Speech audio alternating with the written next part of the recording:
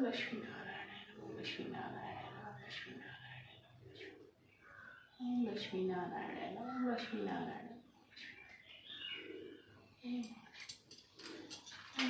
माता रानी जय श्री कृष्ण राधे राधे।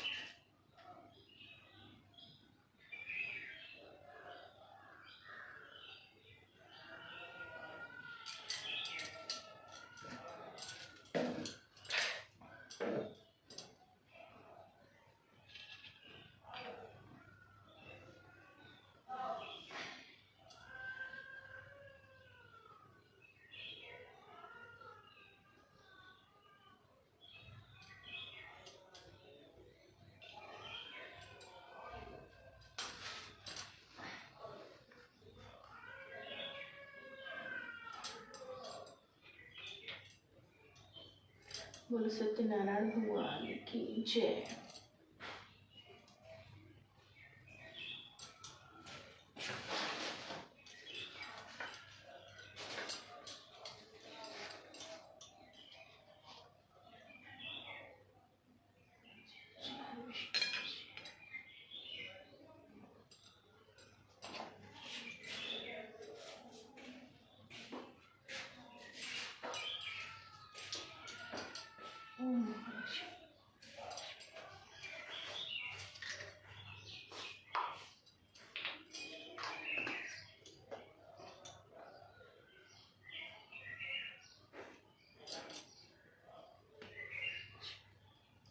जय श्री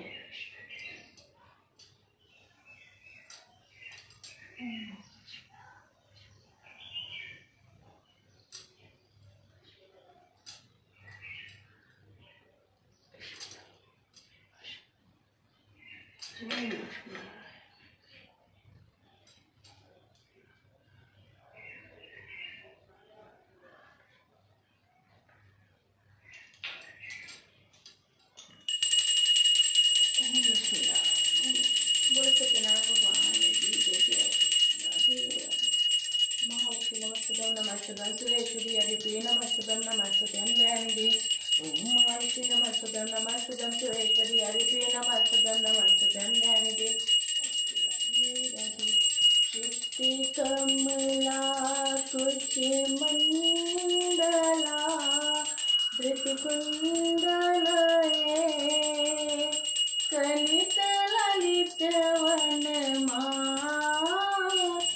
जय जय देव हरे राधा माधव जय जय देव हरे राधा माधव जय जय देव हरे।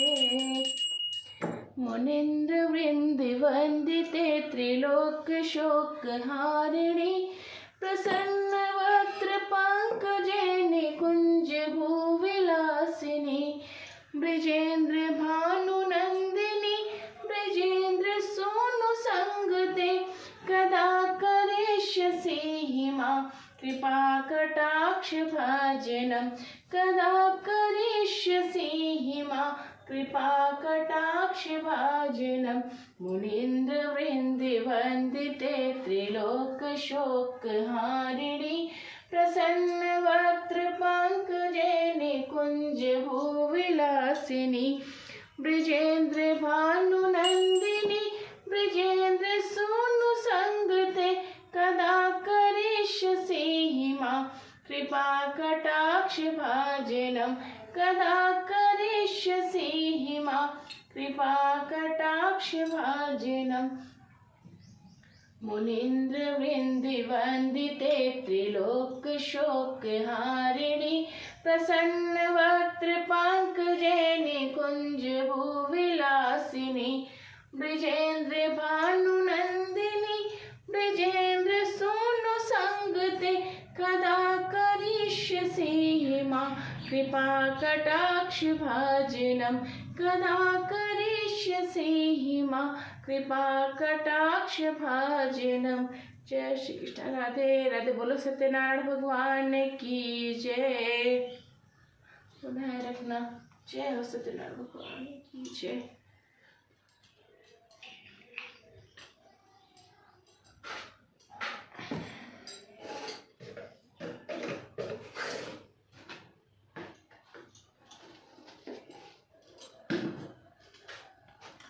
राधा माधव जय जय देव हरे राधा माधव जय जय देव हरे राधा माधव जय जय देव हरे राधा माधव जय जय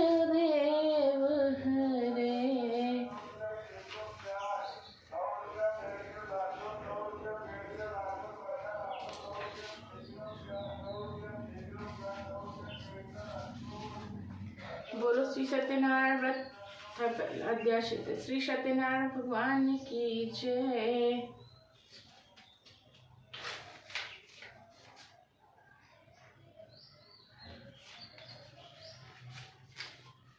एक समय नैमिषारण्य तीर्थ में सौनक आदि से भी ऋषियों तथा मुनियों ने पुराण शास्त्र के वेता श्री सूत जी महाराज से पूछा। ऋषियों ने कहा, महामुनि, किस व्रत अथवा तपस्या से मनोवांछित फल प्राप्त होता है उसे हम सब सुनना चाहते हैं, आप कहें। इसी प्रकार देवर्षि नारद जी के द्वारा भी पूछे जाने पर भगवान कमलापति ने उनसे जैसा कहा था उसे कह रहा हूँ, आप लोग सावधान होकर सुने।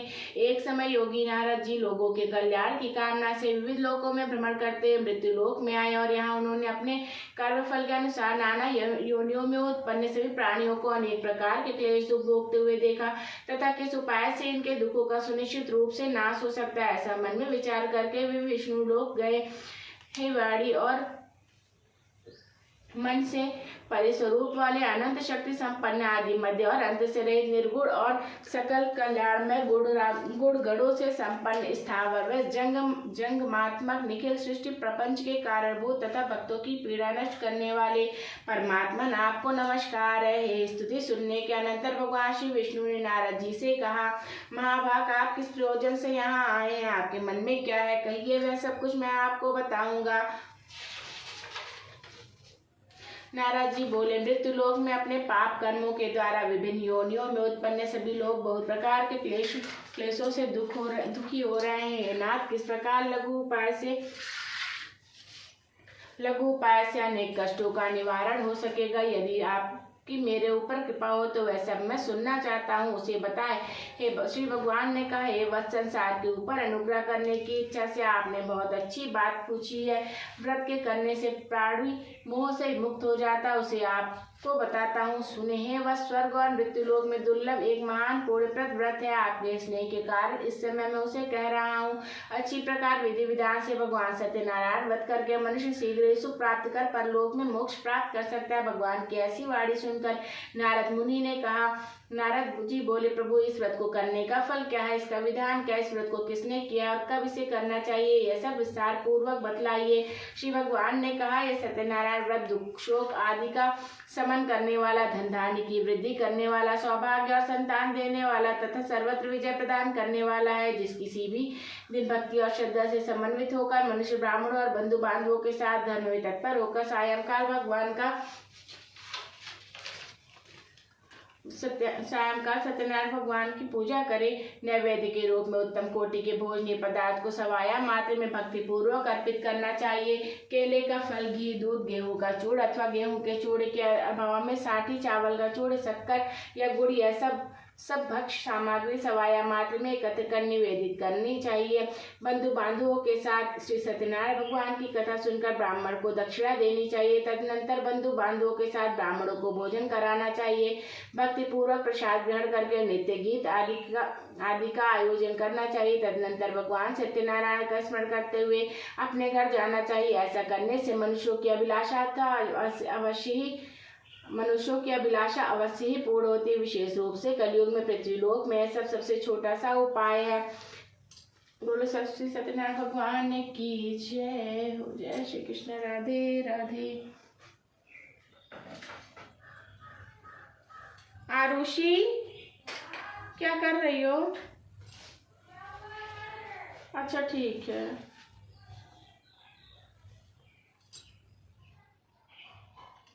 हे जो अब मैं पुनः पूर्व काल में जिसने इस सत्यनारायण व्रत को किया था उसे भली भांति विस्तार पूर्वक कहूंगा। रमणीय काशी नामक नगर में कोई अत्यंत निर्धन ब्राह्मण रहता था। भूख और प्यास से व्याकुल होकर वह प्रतिदिन पृथ्वी पर भटकता रहता था। ब्राह्मण प्रिय भगवान ने उस दुखी ब्राह्मण को देखकर वृद्ध ब्राह्मण का रूप धारण करके उस दिन से आदर पूर्वक पूछा, हे विप्र, प्रतिदिन अत्यंत दुखी होकर तुम किस लिए पृथ्वी पर भ्रमण करते रहते हो? हे श्रेष्ठ, यह सब बतलाओ, मैं सुनना चाहता हूँ।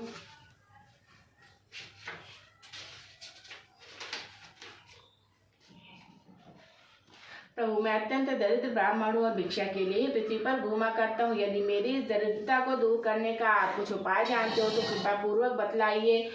उनका उत्तम व्रत एवं पूजन करो, जिसे करने से मनुष्य सभी दुखों से मुक्त हो जाता है। और व्रत के विधान को भी ब्राह्मण से यत्न पूर्वक कहकर वृद्ध ब्राह्मण रूपधारी भगवान सत्यनारायण वहीं पर अंतर्धान हो गए। वृद्ध ब्राह्मण ने जैसा कहा है उस व्रत को अच्छी प्रकार से वैसे ही करूंगा, यह सोचते हुए ब्राह्मण को रात में नींद नहीं आई।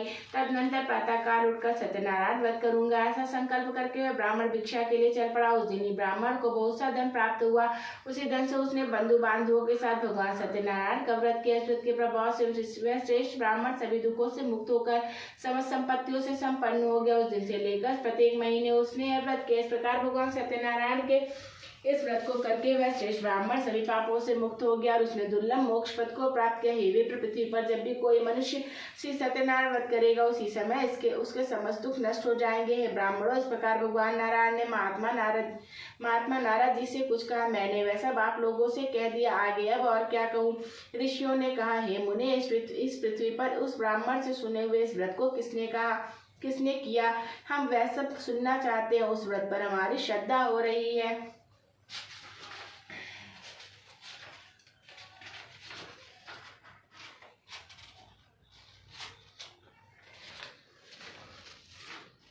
मुनियों पृथ्वी पर जिसने श्री सूत जी बोले, मुनियों पृथ्वी पर जिसने यह व्रत किया उसे आप लोग सुने। एक बार वह श्रेष्ठ अपनी धन संपत्ति के अनुसार बंधु बांधवों तथा पारिवारिक जनों के साथ व्रत करने के लिए उद्यत हुआ। इसी बीच एक लकड़हारा वहां आया और लकड़ी बाहर रखकर उस ब्राह्मण के घर गया।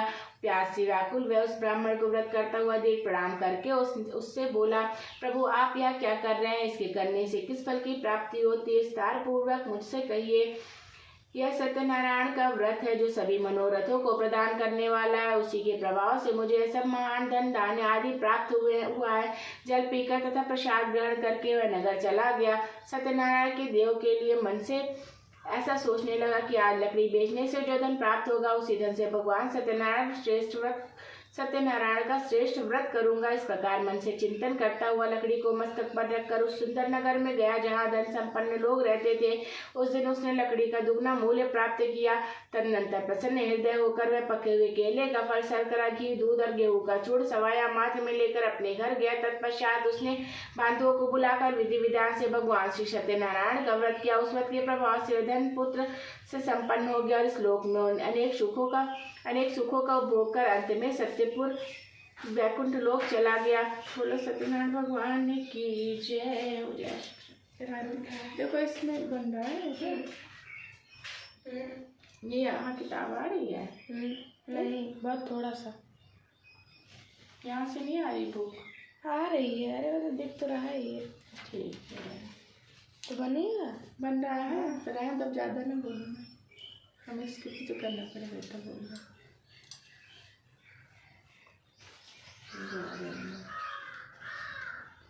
चाहे बंद कर दो, बंद।